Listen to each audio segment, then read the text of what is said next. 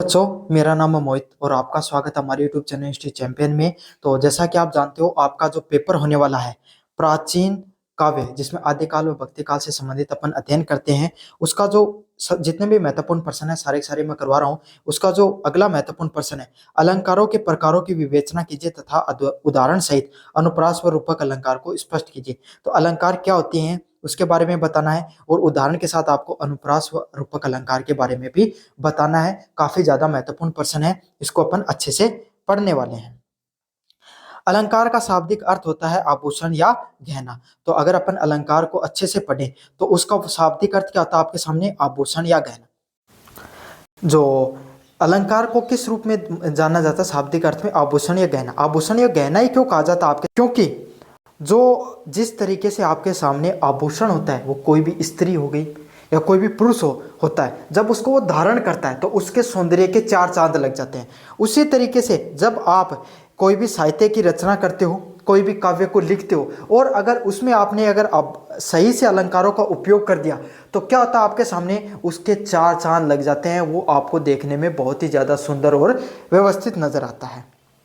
समझ में आ गया। आगे बताया भी गया, जिस प्रकार आभूषण शरीर की शोभा बढ़ाते हैं, उसी तरीके से अलंकार क्या करती है, आपके सामने काव्य की शोभा बढ़ाने का कार्य करती है। जिस प्रकार जो आभूषण होते हैं वो आपके सामने जो शरीर की शोभा बढ़ाते हैं, उसी प्रकार से जो काव्य है वो आपके सामने जो अलंकारों की शोभा बढ़ाने का कार्य करते हैं। काव्य में शब्द और अर्थ में चमत्कार उत्पन्न करके उसे और प्रभावशाली और सुंदर बनाने वाले तत्वों को अलंकार कहा जाता है। मतलब काव्य में जो शब्दों का उपयोग किया जाता है, काव्य में जो शब्द होते हैं और उनके जो अर्थ होते हैं, उसमें जो चमत्कार उत्पन्न करने का काव्य जो काम किया जाता है, इससे वो और ज़्यादा प्रभावशाली और सुंदर दिखाई देते हैं। समझ में आ गया। मतलब जैसे आपने जैसे कहा कि राधा चांद के समान है, समझ में आ गया आपने। तो देखो चांद एक को किस रूप में देखा जाता है, बहुत ही सौंदर्य में। तो राधा की कितनी ज़्यादा शोभा बढ़ गई उस चीज़ से। तो इसी प्रकार से आपके सामने काव्य में जब आपके सामने अलंकारों का प्रयोग करते हो तो वो क्या हो जाते हैं, बहुत ही ज़्यादा सुंदर दिखते हैं, पढ़ने में अच्छे लगते हैं। आप जो उनको पढ़ते हो तो आपके अंदर एक जो अद्भुत सी फीलिंग आती है। अलंकारों के प्रकार की बात करें तो अलंकारों के मुख्यतः दो प्रकार देखने को मिलते हैं। पहला प्रकार आपके सामने शब्दालंकार। शब्दालंकार क्या होते हैं, जहां काव्य में शब्दों के प्रयोग से चमत्कार उत्पन्न होता है। मतलब शब्दालंकार वो अलंकार होते हैं जहां पर आपके सामने शब्दों के प्रयोग जो उपयोग से चमत्कार देखने को मिलता है। मतलब शब्दों को इस प्रकार से प्रयोग किया जाता है, जैसे जो कोई भी एक शब्द उसकी बार बार आवृत्ति देखने को मिलती है। समझ में आ गया। कोई को आखिर में प्रयोग किया गया तो इतनी सही तरीके से प्रयोग किया जाए शब्दों को, जिससे क्या हो जाए, शब्दों को के प्रयोग में आपके सामने चमत्कार देखने को मिले। और शब्द बदलने पर वही चमत्कार समाप्त हो जाता है, और जब अगर शब्द को बदल दिया जाए तो वह चमत्कार क्या हो जाता है, आपके सामने समाप्त भी हो जाता है। ये शब्द विशेष पर आधारित होते हैं। तो ये शब्द किस पे होते हैं, आपके सामने विशेष पर आधारित होते हैं।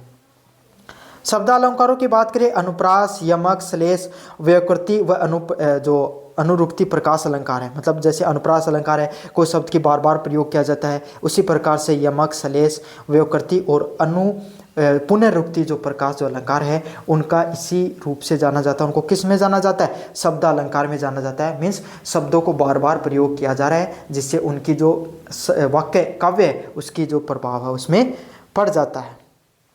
अर्थालंकार, जहां काव्य में अर्थ के कारण चमत्कार व सौंदर्य उत्पन्न हो। जैसा नाम से पता चल रहा है, अर्थालंकार में क्या होता है, अर्थ के आधार पे आपके सामने कोई भी काव्य होते हैं, उसकी जो सौंदर्य होती है उसमें आपको रूप दर्शन देखने को मिलता है, उसमें बदलाव, उसमें आपके सामने सहजता सरलता देखने को मिलती है। शब्द बदलने पर ही यदि अर्थ का सौंदर्य बना रहे, चाहे अलग अलग प्रकार के 2 से 3 शब्दों का प्रयोग किया जाए, है ना, वही शब्द बार बार प्रयोग हो या शब्दों को बदल दिया जाए या वही शब्द बार बार प्रयोग हो, लेकिन शब्दों के अर्थ वही बने रहते हैं और शब्द का सौंदर्य और ज़्यादा निखर जाता है। उसे क्या कहा जाता है, अर्थ अलंकार के नाम से जाना जाता है। शब्दालंकार में शब्दों को इस प्रकार से उपयोग किया जाता है कि शब्दों के कारण काव्य की सौंदर्य बढ़ता है। अर्थालंकार में शब्द जो अर्थ के आधार पे इस प्रकार से प्रयोग किया जाता है कि जो काव्य है उसका जो सौंदर्य वो बढ़ जाता है। समझ में आ गया आपके सामने। जैसे इसके प्रमुख उदाहरण है आपके सामने अर्थालंकार के, उपमा अलंकार, रूपक अलंकार, उत्प्रेक्षा व अतिशयोक्ति अलंकार। कौन से अलंकार हैं, उपमा अलंकार हो गया, रूपक अलंकार हो गया, उत्प्रेक्षा व अतिशयोक्ति अलंकार हैं, वो इसके कुछ प्रमुख उदाहरण हैं। जिसमें से मानवीकरण हो गया, संदेह हो गया, भ्रांति, जो भ्रांतिमान है, ये सब भी इसके प्रमुख उदाहरणों में से एक है। इन दो मुख्य प्रकारों के अतिरिक्त जहाँ पर शब्द और अर्थ दोनों में चमत्कार होता है, उसे अव्यय अलंकार भी जाना जाता है। मतलब इसके अलंकार, इसके अलावा और भी अलंकारों के भेद अपन काफ़ी बार देखने को मिलता है, उसको उभय अलंकार के नाम से जाना जाता है। जहाँ पर क्या होता है, आपके सामने शब्दों और अर्थों के दोनों का एक साथ चमत्कार देखने को मिले, उसको उभय अलंकार, उभय मतलब दोनों का एक साथ अर्थ देखने को मिले। अब पढ़ते हैं अपन अनुप्रास व रूपक अलंकार के बारे में। अनुप्रास अलंकार क्या होती है, जहाँ एक ही काव्य में किसी वर्ण व अक्षर की बार बार आवृत्ति देखने को मिले। मतलब कोई काव्य होता है और कोई काव्य या वर्ण होता है, वर्ण मतलब अक्षर होता है, उसकी बार बार आवृत्ति देखने को मिले, एक से अधिक बार जब वो आए, और उसका एक क्या हो, निश्चित क्रम देखने को मिले। कैसा क्रम देखने को मिले, एक निश्चित क्रम में जब वो चले तो उसको क्या कहा जाता है, अनुप्रास अलंकार के नाम से जाना जाता है। किस अलंकार के नाम से जाना जाता है, उसको अनुप्रास अलंकार के नाम से जाना जाता है। इसमें एक ही वर्ण की आवृत्ति में काव्य में संगीतात्मक सौंदर्य देखने को मिलता है। जिसमें क्या देखने को मिलता है, एक ही वर्ण को इतनी बार प्रयोग कर लिया जाता है जिसमें ऐसे लगता है जैसे कि संगीत की कोई धुन चल रही हो। प्रकार की बात करें, अनुप्रास अलंकार के कुल मुख्यतः पांच प्रकार देखने को मिलते हैं। छेका अनुप्रास अलंकार, व्यत्यय अनुप्रास अलंकार, लटानुप्रास अलंकार और श्रुत्य अनुप्रास अलंकार व अत्या अनुप्रास अलंकार, ये इसके कुछ प्रकार, 5 प्रकार देखने को मिलते हैं। लेकिन आपके लिए इतने ज़्यादा महत्वपूर्ण नहीं है ये सारे अलंकारों के भेद, क्योंकि इतने ज़्यादा पूछे नहीं जाते हैं आपके सामने। स्पष्टीकरण की बात करें, यह सबसे सरल और सामान्य शब्दालंकार। अगर शब्दालंकार के अलग अलग भेद हैं तो उसमें सबसे सरल आपके सामने कौन सा अलंकार है, आपके सामने अनुप्रास ही अलंकार है। इसमें अक्षरों को बार बार आना महत्वपूर्ण होता है। इसमें सबसे महत्वपूर्ण चीज़ क्या है कि शब्दों की बार बार आवृत्ति देखने को मिलती है। इसमें अक्षर का अर्थ कुछ भी हो, चाहे अक्षर का अर्थ कुछ भी हो, लेकिन अक्षर है वो बार बार देखने को मिलते हैं आपके सामने। उदाहरण के लिए बात करूं, चारों चंद्र की चंचल किरणें खेल रही थी जलथल में, है ना। यहाँ पे देखो च चारों में भी आ रहा है, च चंद्र में भी आ रहा है, और च आपके सामने चंचल में भी आ रहा है। समझ में आ गया, सभी का अर्थ अलग है, लेकिन देखो च की इतनी बार आवृत्ति हो गई कि चारों चंद्र की चंचल, है ना। तो इससे क्या हो रहा है, आपके सुनने में अच्छा लग रहा है, च की बार बार आवृत्ति हुई है। और काव्य कैसे लग रहा है, संगीतात्मक प्रतीक हो रहा है ना। समझ में आ गया आपके सामने। तरनी तनुजा तट तमाल तरुवर बहु छाए, तो देखो तरनी में तय, तनुजा में तय, तट में तय और तमाल में तय, तीनों में तय देखने को मिल रहा है। और इससे क्या हो रहा है, आपके सामने शब्द है काव्य वो पढ़ने में काफ़ी अच्छा लग रहा है।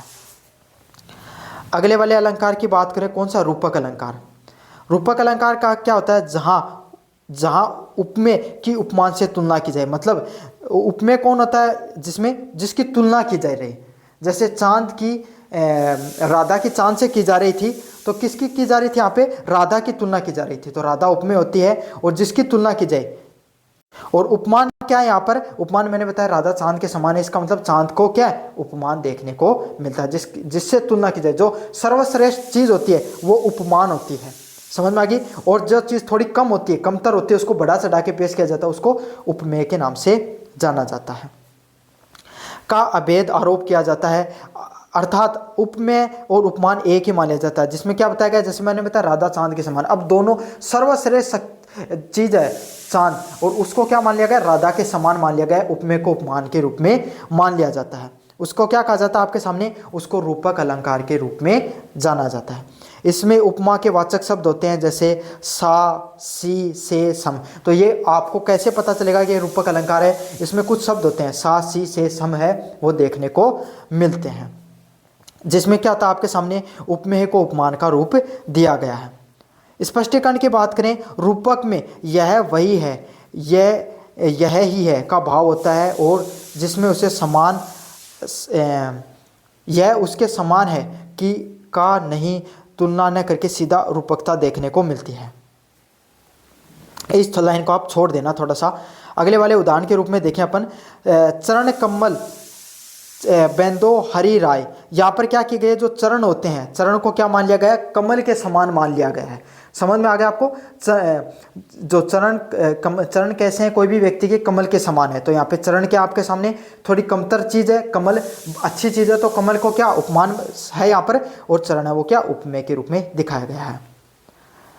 मेया में तो चंद्र खिलौना ले ही, यहाँ पर क्या खिलौना क्या है, खिलौना और चंद्र, खिलौने को किस रूप में माना गया है, चंद्रमा के समान माना गया है। तो चंद्रमा जो उच्चतर चीज है, जो बढ़िया है, उसको आपको सामने उपमान है, और खिलौने या उपमेय को देखने को मिलता है। अगला है बीती बिवारी जागरी, अंबर पनघट में डूबो रहे तार घट उषा नगरी। यहाँ पर क्या है, अंबर और पनघट के तारे को घट और उषा की नगरी के रूप में दिखाया गया है। तो यह आपके सामने जो रूपक जो अलंकार है, आपके सामने अलंकारों के मैंने बता दिया कि अलंकार के कितने प्रकार होते हैं, परिभाषा को देखा, और अनुप्रास व रूपक अलंकार को भी अपन ने देख लिया है। तो यह आपके सामने जो प्राचीन काव्य से संबंधित जितने महत्वपूर्ण प्रश्न थे, सारे मैंने आपको करवा दिए हैं। चैनल को जोर से सब्सक्राइब कर देना, वीडियो को जोर से लाइक कर देना। धन्यवाद।